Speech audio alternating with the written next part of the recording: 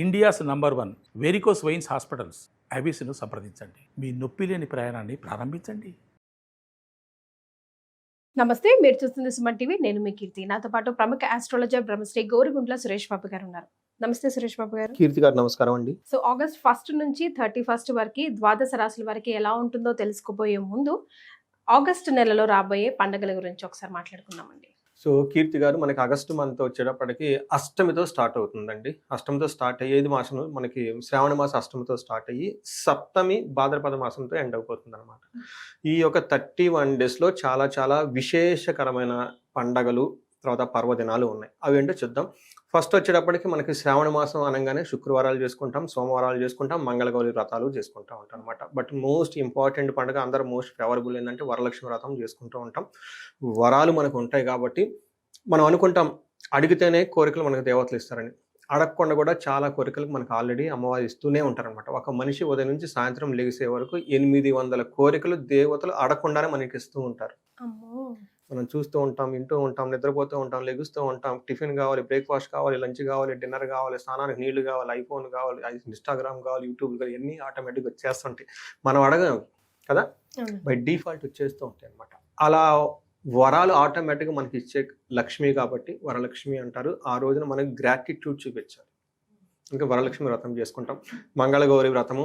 తర్వాత ఇది శ్రావణ మాసం, శివుడికి ఇష్టమైన మాసం కాబట్టి సోమవారాలు కూడా చేసుకుంటూ ఉంటారు. 9th కనుక చూసుకుంటే ఆ 9th డేటు చాలా ఎగైన 3-4 పండుగలు ఉన్నాయి. ఆ ఒక్క రోజులోనే 3 పండుగలు కలుస్తున్నాయి. ఒకటి రాఖీ పండుగ, 2 గాయత్రి మాత జయంతి, ఉపకర్మ, జంధ్యాల పండుగ అని అంటారు. ఇవి 3-4 కలిసిపోయి ఈవెంట్స్ అందులో ఉన్నాయి కూడా చాలా విశిష్టమైన రోజు అని చెప్పుకుంటారు. పర్టికులర్గా వేదాభ్యాసం చేసేవాళ్ళు, ఆధ్యాత్మికత ఉన్నవాళ్ళు, ఈ శ్లోకాలు, జ్ఞానము, తర్వాత రహస్యాలు ఇవన్నీ తెలుసుకోవాలనుకుంటే అది చాలా చాలా జంధ్యాలు మార్చుకుంటారు, జన్యు మార్చుకుంటారు ఆ రోజు. తర్వాత దీంతో పాటు మనకి శ్రీకృష్ణ జన్మాష్టమి ఉంది 16వ తారీఖు, 27వ తారీఖు వినాయక చవితి ఉంది. సో సిద్ధి బుద్ధి ప్రదాత, ఎవరికైనా సరే అటు అనుకున్న పనులు కావాలన్నా, బుద్ధి ఇంటెలిజెంట్ విభాగం పిల్లలకి కావాలనుకున్నా కానీ తప్పకుండా చేసుకోవాలి.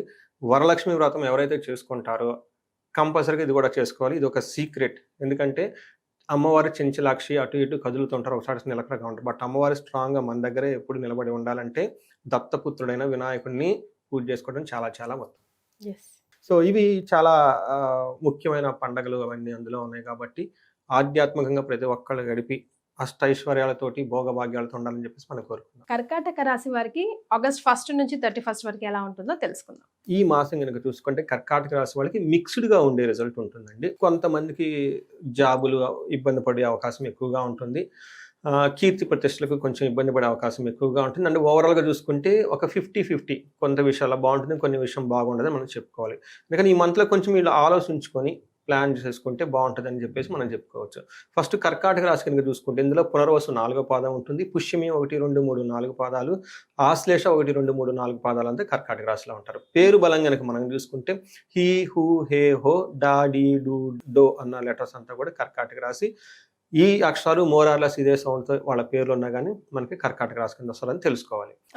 తర్వాత మనకి గ్రహాలు కనుక చూసుకుంటే 17th ఆగస్టు 17th వీళ్ళకి సూర్యుడు మారుతూ ఉన్నారండి. వీళ్ళకి సింహరాశిలో వెళ్తూ ఉన్నారు. బుధుడు, తర్వాత శుక్రుడు, కుజుడు కూడా మారుతున్నమాట. శుక్రుడు వచ్చేటప్పటికి 26వ తారీఖున మారుతూ ఉన్నాడు. జూలై మంత్ అంటే 3 days ముందుగానే మారుతూ ఉండటం వల్ల హోల్ మంత్ అంతా వాళ్ళకి ఎఫెక్ట్ పడుతూ ఉంటుంది. అలానే కుజుడు వచ్చేటప్పటికి కన్య రాశిలో మారుతూ ఉంటారండి. వీళ్ళు 28th జూలై మంత్ 28th అంటే 2-3 days ముందుగానే వీళ్ళు మారుతూ ఉన్నారు అనమాట. అంటే టోటల్గా ఆగస్టు మంత్ వచ్చేటప్పటికి మనకి 4 ప్లానెట్స్ యొక్క ప్రభావం వీళ్ళ మీద ఉందని తెలుసుకోవాలి. సో మనకి సూక్ష్మ గోచారం, లఘు గోచారం కాన్సెప్ట్ ప్రకారం కనుక మనం చూసుకుంటే వీళ్ళకి ఏం చెప్తారంటే మహర్షులు మనకి టీవీలో హెడ్లైన్స్ లాగా ఒక వెరీ షార్ట్గా మనం ఆ మంత్ ఎలా ఉందో తెలుసుకోవచ్చు.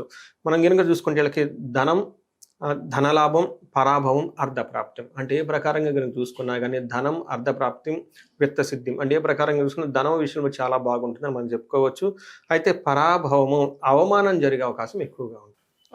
ఇది ఒక్కటి మాత్రం కొంచెం జాగ్రత్తగా ఉండాలి, మిగతా అన్ని విషయాల్లో బాగుంటుందని మనం చెప్పుకోవచ్చు. మనకి సూర్యుడు వీళ్ళకి 2nd హౌస్లో ఉండటంతో ఏమవుతుందంటే వీళ్ళకి ఈ మంత్ అంతా ఎక్కువగా ఇది బాగుండాలో బాగలేదన్నది వీళ్ళ చేతుల్లోనే ఉంటుందని మనం చెప్పుకోవచ్చు.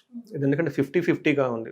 సో వీళ్ళు కొంచెం ఏమంటారు రెక్లెస్గా ఉండటం, ఇంట్రెస్ట్గా ఉండటం, అశ్రద్ధగా ఉండటం, ఎలా పడితే అలాగనే పనులు చేసుకుంటే ఈ 50% కాస్త ఇంకా నెగిటివ్ అయిపోయి ఖచ్చితంగా ఇబ్బందులు పడిపోతాం.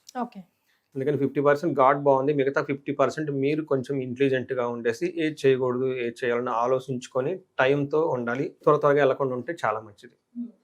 మనకి ఏం చెప్తారు, సెకండ్ హౌస్లో సూర్యుడు ఉండటం వల్ల హీనత్వం, దుష్ట సంసర్గో, మనస్తాపో, శిరోవెద, కృషి నిష్ఫలం, వాణిజ్యం, విత్తరాశిగతో అని చెప్తారు. రెండో ఇంట్లో కనుక సూర్యుడు ఉంటే వీళ్ళకి ఏం చెప్తారు, ఫిజికల్గా వీక్నెస్గా ఉంటుంది. దుష్ట సంసర్గో, దుష్టులతో సహవాసం పెట్టే అవకాశం ఎక్కువగా ఉంటుంది. తర్వాత శిరోవెద, ఎక్కువగా హెడేక్ వచ్చే అవకాశం ఎక్కువగా ఉంటుంది. నిష్ఫలం, కృషి, వాణిజ్యం, బిజినెస్ చేసినా వ్యవసాయం చేసినా అందులో ఎక్కువగా రిజల్ట్ ఉండదు అని చెప్తూ ఉంటారు.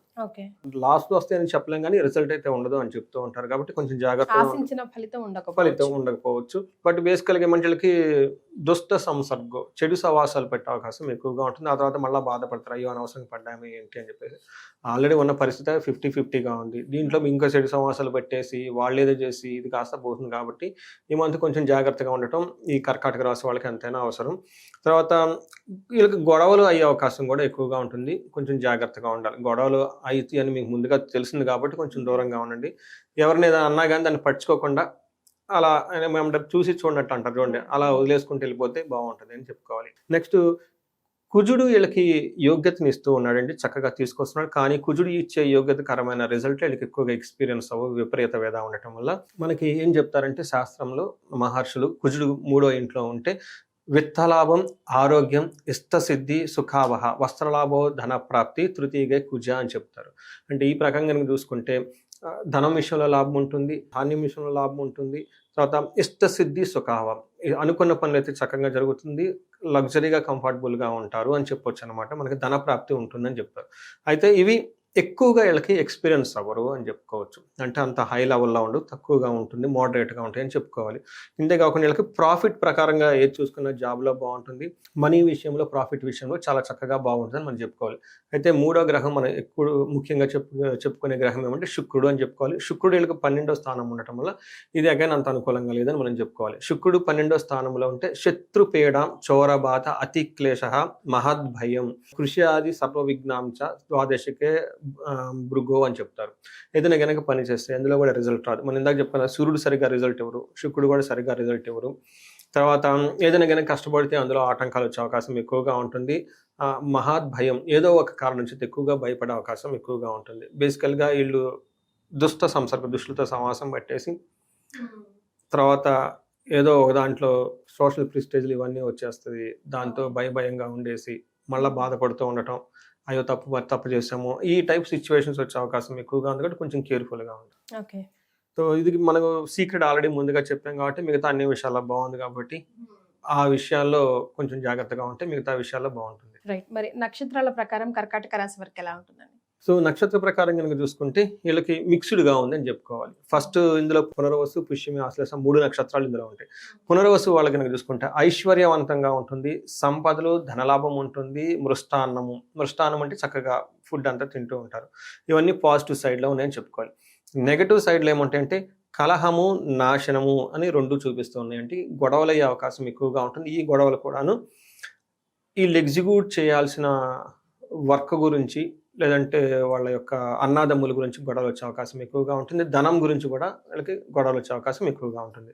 పుష్యమి నక్షత్రం వాళ్ళకి కానీ ఐశ్వర్యవంతంగా ఉంటుంది, సంపదలు ఉంటాయి, మృష్టాన్నం ఉంటుంది. వీళ్ళకి 2 ప్రాబ్లమ్స్, ఒకటి నాశనము, కలహము ఉంటుంది.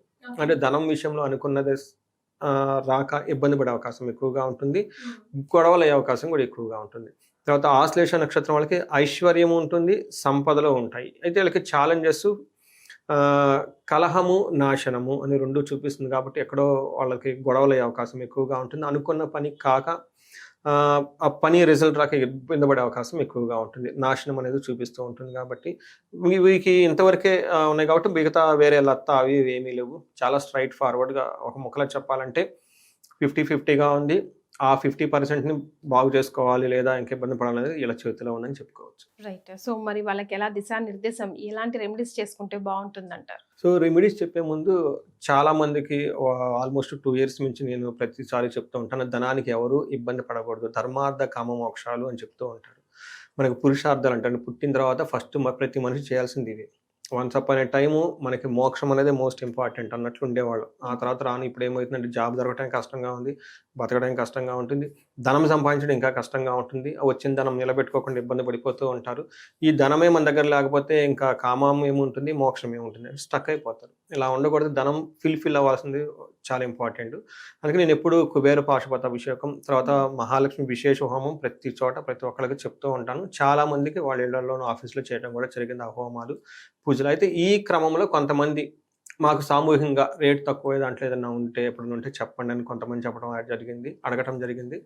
వాళ్ళ గురించి అని చెప్పేసి శ్రావణ మాసం లాస్ట్ శుక్రవారం వస్తుందండి, 21, 22 తారీఖులో ఒక రోజు వచ్చేటప్పుడు కుబేర పాశుపత అభిషేకం ఫుల్ అది హాఫ్ డే ఉంటుంది. రెండో రోజు వచ్చేటప్పటికి విశేష పారాయణం ఉంటుందండి, సంపుటీకరణ శ్రీ సూక్తంతో చేసి విశేష హోమం, ఈ రెండు పెట్టడం జరిగింది. ఇది ఎవరైనా కనుక ఇంట్రెస్ట్ ఉంటే కనిపిస్తున్న నెంబర్ కనుక కాల్ చేస్తే మనకి వాళ్ళకి అది డీటెయిల్స్ అన్నీ ఇచ్చేసి ఒక ప్రొవిజన్ లాగా క్రియేట్ చేయొచ్చు. సో ఎక్కువ మంది వచ్చేసి ఇంట్రెస్ట్గా ఉంటే ఆ ప్రోగ్రామ్ దిగ్విజయంగా చేయడం కుదురుతుంది. రైట్.